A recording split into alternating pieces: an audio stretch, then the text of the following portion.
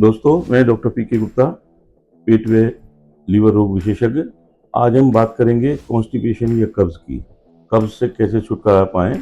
ये एक आम शिकायत है लोगों को कि हमको कब्ज़ रहता है। अब सबसे पहले हमें ये देखना होता है कि ये कब्ज़ क्या वास्तविक कब्ज़ है? तो ज़्यादातर लोगों को ये नहीं मालूम कि कब्ज़ होता क्या है?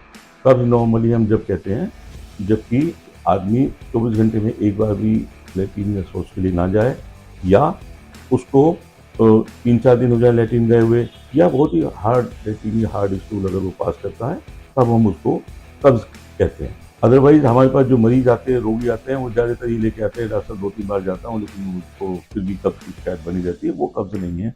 अगर वो 2-3 बार जाता है और उसको फिर भी तसल्ली नहीं होती, या पहले हम जानते हैं कि ये वास्तव में कब्ज़ है या ये फ़ॉल्स कब्ज़ है। उसके डिफ़ाइन करने के बाद में फिर हम देखते हैं इसमें कारण क्या है, किस वजह से ये कब्ज़ मरीज़ हमसे कह रहा है। ज़्यादातर लोगों में हैबिचुअल कॉन्स्टिपेशन होता है या फ़ैमिलियल कॉन्स्टिपेशन होता है, यानी कि उनको कब्ज़ बचपन से ही रहता है। ये उनकी एक हैबिट है कि बचपन से कब्ज़ रहने की शिकायत उनको रहती है। उसके लिए ट्रीटमेंट डिफरेंट है, मैं आपको उसके बारे में आगे इसी वीडियो में बताऊँगा। दूसरा होता है कि कई लोगों में आते हमारी जैसे साँप रेंगता है, उसी तरह आँतों में भी चाल होती है, जिसको हम मोटिलिटी कहते हैं। तो वो कई लोगों में मोटिलिटी कम होती है, जिसकी वजह से वो मोटिलिटी डिसऑर्डर की वजह से वो स्टूल वहाँ तक पहुँच ही नहीं पाता, तो इसकी वजह से उनको टाइमली लैट्रिन नहीं होती। और तीसरा उसको हो सकता है कोई स्ट्रक्चरल डिजीज़ हो, वो कोई अंदर रसोली हो, ट्यूमर हो, कुछ और चीज़ हो, जिसकी वजह से कि उसको कब्ज़ हो।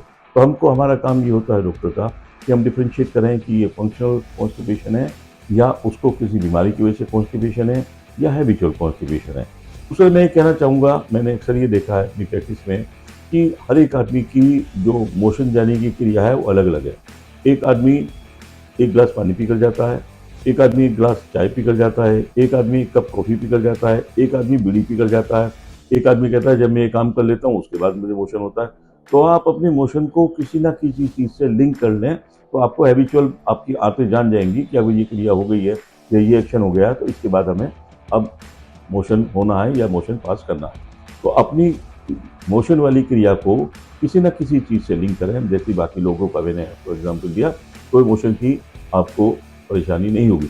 ये सिंपल से उपाय करने में ज़्यादातर लोगों में हमें कॉन्स्टिपेशन से रिलीफ़ मिल जाता है, मगर अगर इससे भी रिलीफ़ नहीं मिलता, तो एलोपैथिक में बहुत सारी दवाएँ आजकल उपलब्ध हैं, जिनके इस्तेमाल से भी हम कॉन्स्टिपेशन से निजात पा सकते हैं।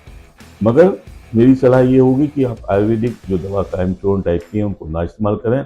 वो आंतों के अंदर जाकर स्ट्रक्चरल चेंज लाती हैं, खलबली मचाती हैं, जिससे कि मोशन हो जाता है। लेकिन